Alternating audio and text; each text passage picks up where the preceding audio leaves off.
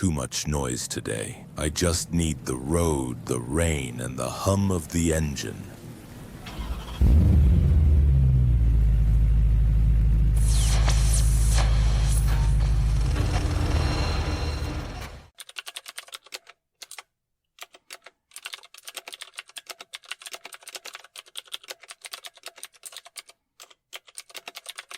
Have you ever felt like there's a part of you don't really understand?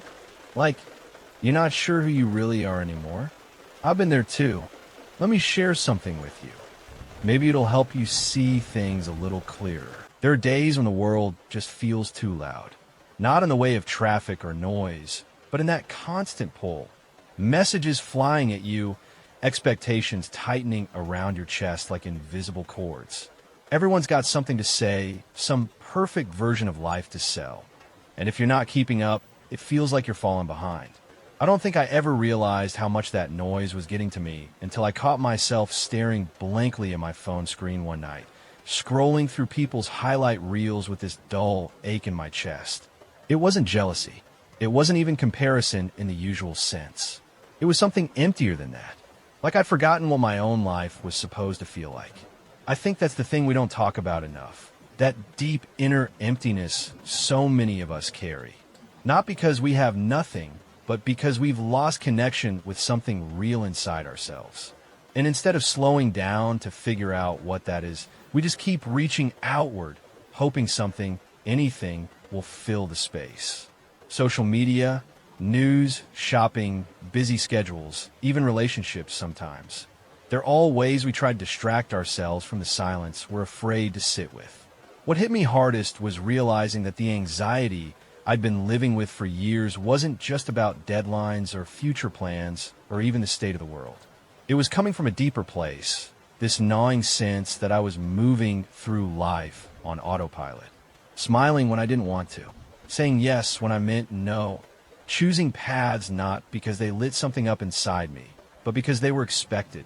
Safe, impressive, acceptable. And slowly, that disconnect grew. It wasn't dramatic, not at first.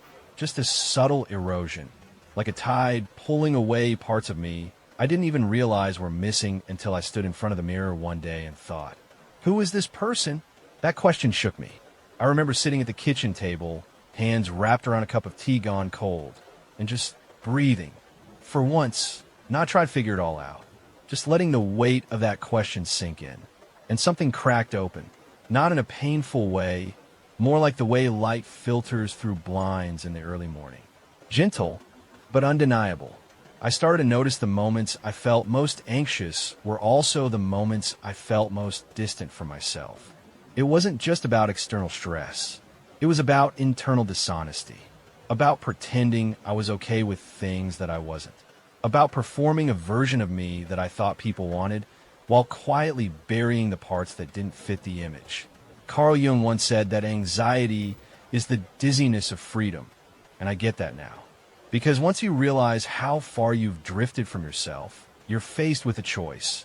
Either keep drifting and hope the numbness protects you, or start turning back, even if the way is unclear. That turning point didn't come with fireworks. There was no epiphany, no sudden clarity. It was more like a quiet whisper that said, this isn't it. This isn't who you are. And that whisper was enough to start walking in a different direction, slowly, shakily, but with a sense of something honest guiding me. The thing is, it's easy to mistake the world's chaos for the cause of our anxiety. And sure, the world can be overwhelming. But the most suffocating noise often comes from within, from the voice that tells you to keep it together, to keep up, to be who you think you should be, even when it's breaking you inside. I'm not saying I have it all figured out. I still get caught in the noise. I still feel that emptiness creep in sometimes, especially when I ignore what I need or silence my own voice to keep the peace. But I've learned to pause, to ask, is this really me? And more often than not, that question brings me back to something real. It's not always comfortable. In fact, it's often painful, realizing how many choices I made just to be liked, or to avoid conflict, or to fit a mold that was never mine. But pain can be honest. It tells the truth even when we don't want to hear it. And if we're willing to listen, it can guide us home. So if you felt that emptiness, that strange, unshakable feeling that something's off even when everything looks fine, I want you to know you're not alone. There's nothing wrong with you. You're not broken. You're just waking up.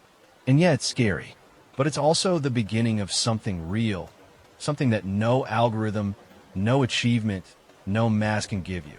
It's the beginning of returning to yourself. I'll tell you what happened next in a moment, but for now, just breathe. You made it this far, and that means something. It's strange how subtle the lies can be. Not the ones we tell others, but the ones we whisper to ourselves just to get through the day. I used to think I was being strong by pushing through things that didn't feel right, by staying quiet when something bothered me, by smiling when I felt like screaming.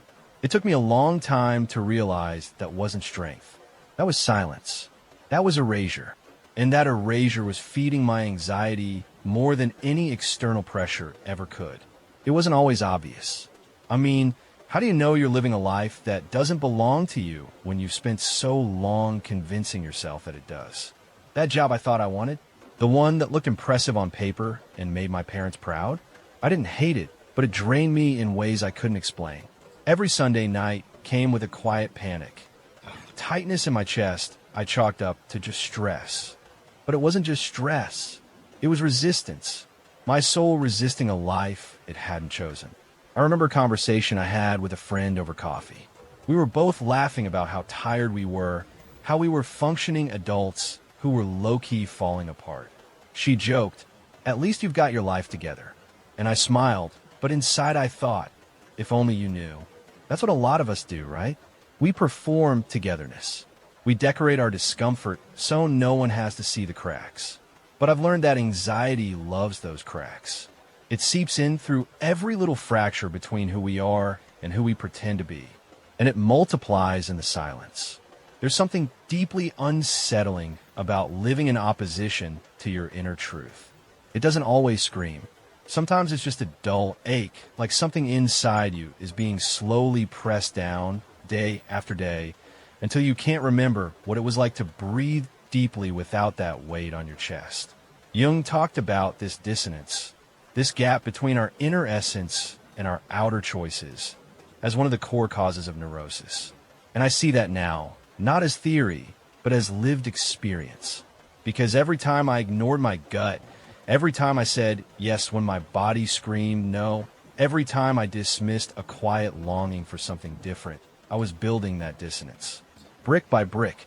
Eventually, the anxiety wasn't just emotional. It became physical. My body started keeping score. Insomnia, random chest tightness, that ever-present buzzing under my skin that no amount of yoga or green tea could touch. I tried coping mechanisms, some healthy, some less so, but nothing really worked because I was trying to soothe symptoms without addressing the source. And the source was me, not in a self-blame kind of way, but in a self-honesty kind of way. It was the realization that I had built parts of my life on expectations that weren't mine, that I had ignored my own voice so many times it had gone quiet. And that's what really shook me. Not that I was anxious, but that I didn't know how to trust myself anymore. That's when the real work began. It started small. I began asking myself uncomfortable questions. Whose dream is this? Would I choose this if no one were watching? What would I be doing if I weren't afraid of disappointing anyone? Some answers came quickly. Others, well, I'm still figuring them out. But even asking was a breakthrough, because those questions cracked the surface of the script I'd been reciting for years. And beneath that script, there was something raw, something unfinished, but something mine.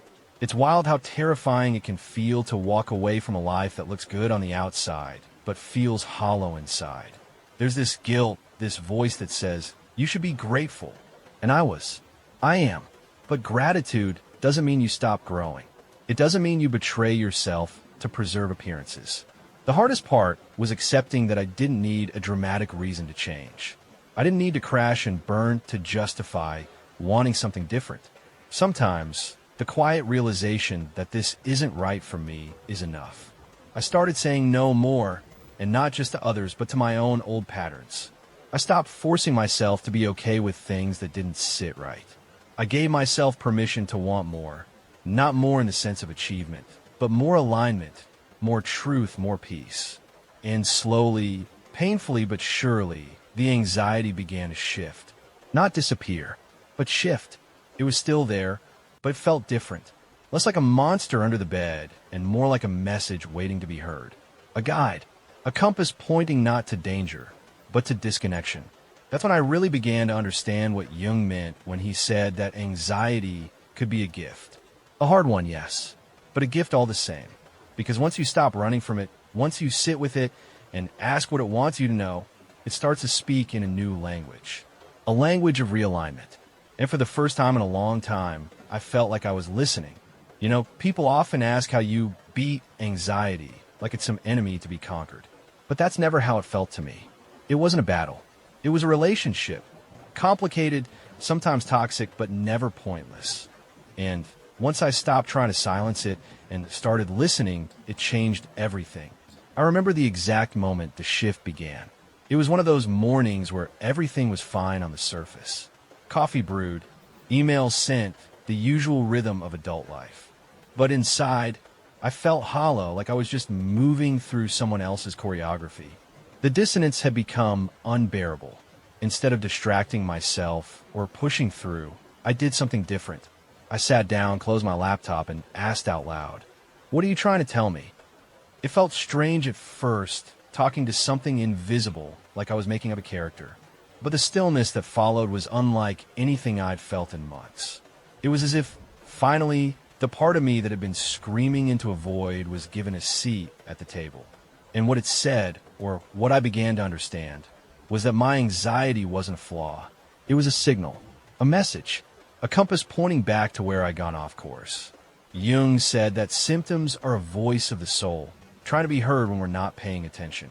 And for the first time, I could see how my own symptoms, the restlessness, the tight chest, the irrational fears, were less about the world being unsafe and more about me living unsafely within myself. That hit hard. I started reflecting on all the moments I'd chosen comfort over truth, stability over growth, approval over authenticity. I saw how those choices weren't just moments, they were patterns. And patterns, when repeated long enough, become cages. But here's the thing. Once you see the bars, you can't unsee them. So I began tracing the thread of my anxiety. Not just where it hurt, but where it led. And what I found at the root wasn't madness or dysfunction. It was grief. Grief for the parts of myself I had abandoned. The dreams I had shelved. The words I never said. The truths I twisted to fit in. That grief was heavy. It came with tears and late-night journaling and some brutally honest conversations, mostly with myself. But it also came with relief. Because grief, as painful as it is, means you've started to care. It means you're acknowledging that something mattered, that you mattered. And in that space, between the grief and the relief, I began to find something I hadn't felt in a long time. Hope. Not the naive kind that says everything will be fine, but the grounded kind that says, this pain has a purpose. I started thinking of anxiety not as a disorder, but as a disconnection. A signal that the life I was living no longer reflected the person I was becoming.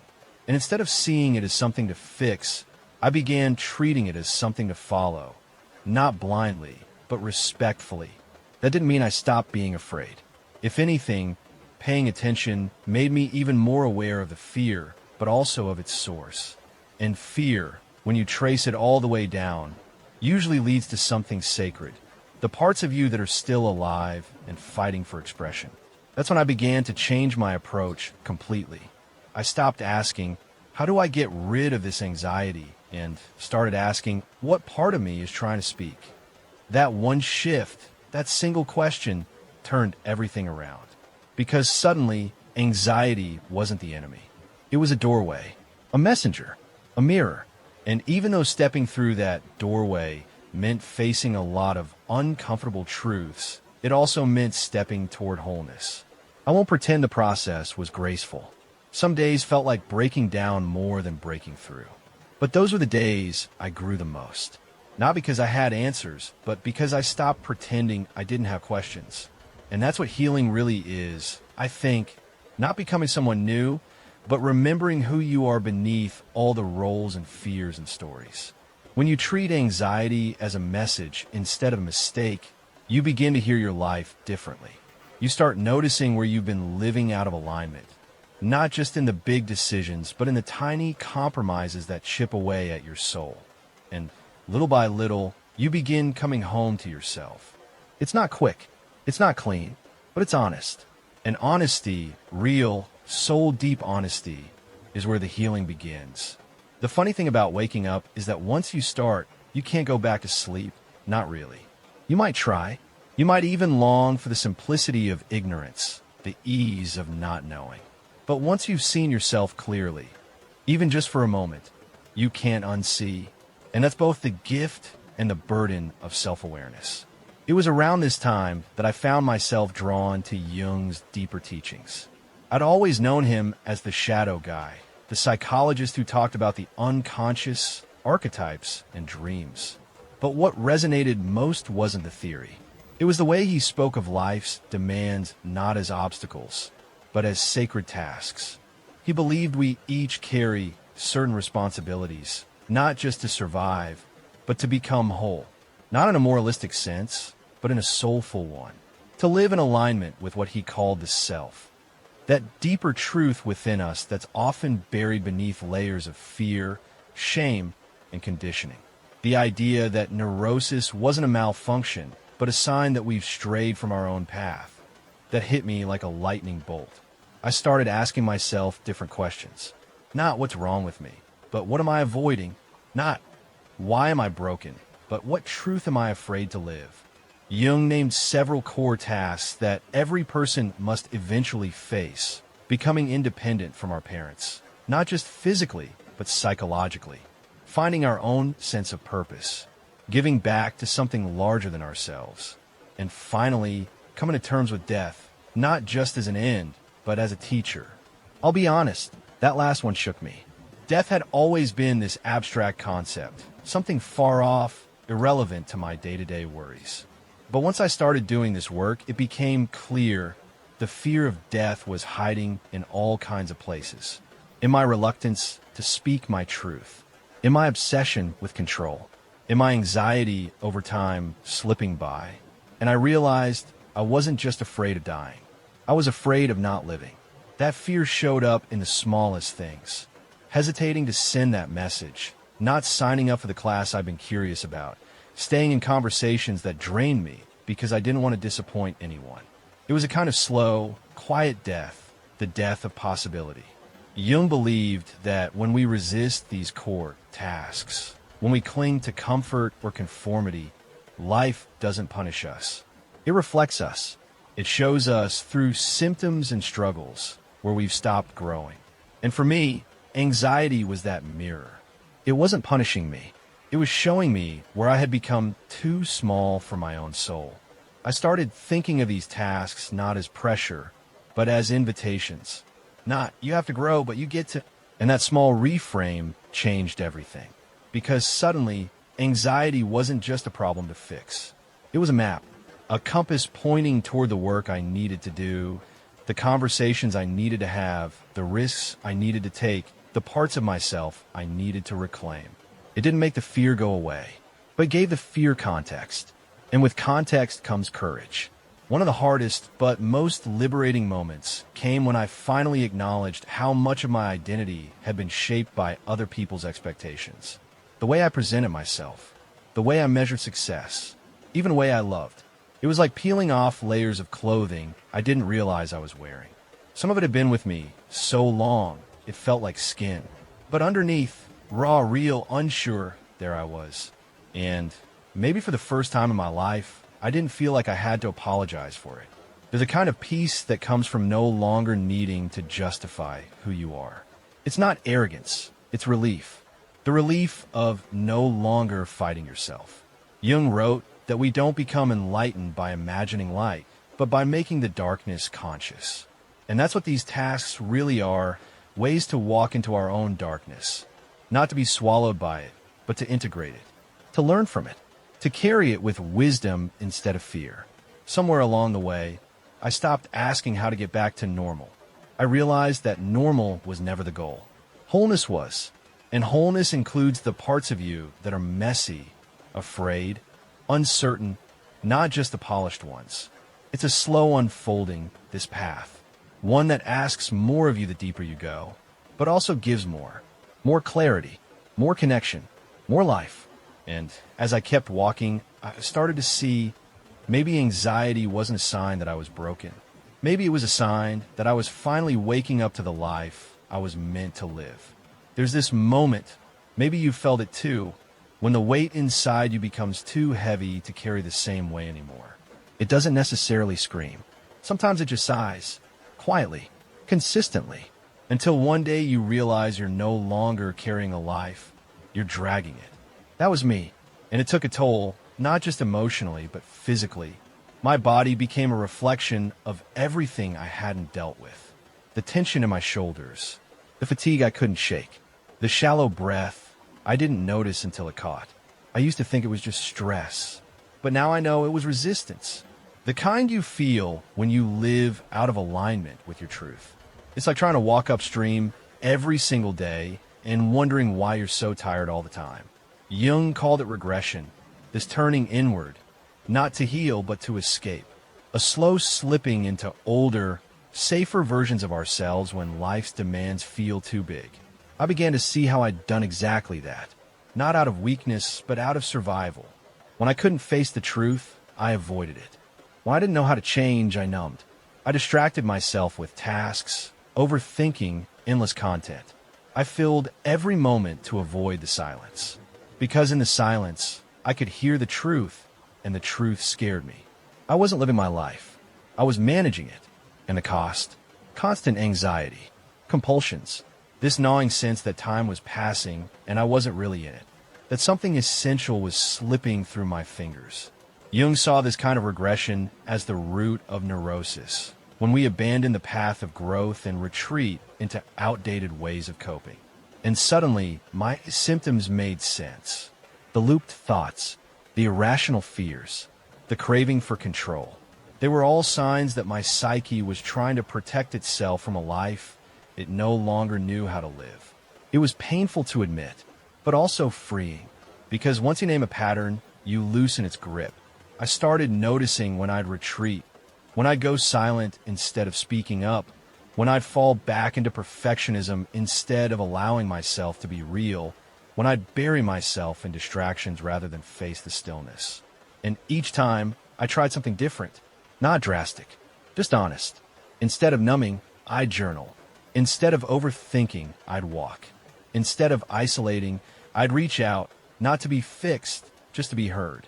These small acts became a kind of reclaiming, not of control, but of presence, of life. But it wasn't easy. Regression has a seductive pull. It offers safety, familiarity, the illusion of comfort. Growth, on the other hand, is uncomfortable by design. It asks you to choose truth over ease, presence over protection. And sometimes I failed. I'd fall back into old patterns and feel ashamed. But here's what I've learned. The shame only deepens the cycle. What breaks it is compassion. Compassion doesn't excuse the pattern. It understands it. And in that understanding, it creates space for something new. There was a moment, I remember it clearly, where I looked in the mirror and saw how tired I looked. Not the kind of tired that sleep fixes. The kind that comes from carrying parts of yourself that no longer belong to you. I took a breath, put my hand on my chest, and whispered, "It's okay. You're learning. You're trying. That counts." It felt small, but it shifted something, because in that moment, I wasn't demanding that I be fixed. I was meeting myself where I was. And from that place, not judgment, but gentleness, I began to move forward again. Regression still visits me, especially on hard days. But now I recognize it for what it is, a sign that I'm at an edge, that I'm being invited to grow again. And growth, I've learned, isn't a straight line. It's a spiral. Sometimes we return to the same place, not because we've failed, but because we're ready to see it differently, to meet it with more courage, more awareness, more love. And that, I think, is the beginning of real healing. Taking responsibility for your life isn't a single, heroic act. It's a quiet daily choice. And for me, It started with the smallest realization. No one was coming to save me from myself. It sounds dramatic, but it was humbling. Up until that point, a part of me believed that someone, a mentor, a partner, a therapist, the universe, would step in and make things make sense. Fix the dissonance, clear the fog, rescue me from the weight of my own avoidance. But what I eventually had to face was this. The only person who could truly meet me in my mess was me. That was both terrifying and liberating. What Jung said about neurosis, that it's often the refusal to take responsibility for one's own problems, started to make a brutal kind of sense. I wasn't just anxious because of circumstances or genetics. I was anxious because I was avoiding ownership. I was outsourcing my power to people, to systems, to the past. I kept pointing outward. But the moment I turned that gaze inward, I realized how much of my own life I had been avoiding. There's a strange kind of relief in admitting, yes, this is mine. Not in a self-punishing way. Not, this is my fault. But this is my territory. I'm the one who has to tend it. And that's where the shift began. I started seeing my reactions differently. When I got triggered, instead of blaming the situation or retreating into silence, I began to ask, what's being touched in me? Where does this come from? And more importantly, what is this moment asking me to take responsibility for? Sometimes the answer was simple. To speak up, to set a boundary, to rest. Other times it was deeper. To stop expecting others to validate my worth. To release resentment I was still carrying. To acknowledge my own role in patterns I had outgrown but never questioned. It wasn't always pretty. In fact, some of the most powerful realizations were also the most painful. I had to admit I stayed in certain friendships not out of love, but out of fear. Fear of being alone, fear of being misunderstood. I had to see how often I'd chosen the comfort of victimhood over the discomfort of agency. How I'd let life is hard become an excuse to stay small. And let me be honest, some days I still do. But now, when I catch myself slipping into that old narrative, the one where everything is happening to me, I pause. I breathe. I remind myself that growth is not about perfection. It's about presence, about the willingness to stay in the room with your own discomfort long enough to understand it. Jung spoke about the moral effort it takes to truly become oneself. That phrase, moral effort, stayed with me because he wasn't talking about morality in the sense of being good or righteous. He meant the courage to face your own limitations, your own fears, your own resistance, without flinching, to stop deceiving yourself, to stop hiding behind distractions or justifications. That kind of honesty takes strength, but more than that, it takes kindness. The kind of kindness that holds you accountable without shame. That says, yes, you made mistakes, but you're still worthy of showing up. You're still worthy of changing. And I think that's what true responsibility is. It's not about blame. It's about power. Not the kind that dominates, but the kind that liberates. There was a night, quiet, ordinary, when I sat on the floor of my apartment and wrote down everything I was avoiding. Conversations, decisions, dreams. And one by one, I looked at them and said, I see you. I'm not running anymore. It was a turning point. Not because everything changed overnight, but because I did. I stopped waiting. I started choosing. Not just once. Every day. Even when it's hard. Even when I fall short. Because the truth is, responsibility doesn't mean you get it right all the time. It means you stop pretending someone else will live your life for you. And when you make that choice, even once, you start to rebuild a kind of inner trust.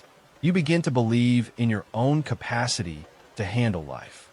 Not because it's easy, but because it's yours. That belief, I've found, is stronger than fear, stronger than shame, stronger than anxiety.